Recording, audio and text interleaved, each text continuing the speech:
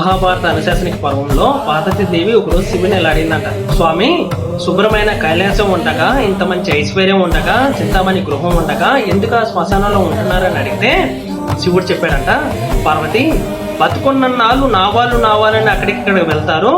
ఏమీ తోచట్లేదని శ్మశానం దాకా వెళ్ళొద్దామని ఎవరు రారు పార్వతి.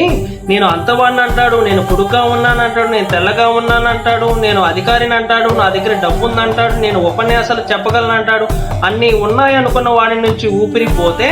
వాడిని తీసుకువెళ్ళి 4 కొత్త కర్రల మీద పడుకోబెట్టి చాప చుట్టి తాడు కట్టి కొత్త నూలు బట్టలు కప్పి తీసుకొచ్చి కట్టెల మీద పడుకోబెట్టి కాల్చేస్తుంటే జీవుడు పైకి లేచి నిలబడి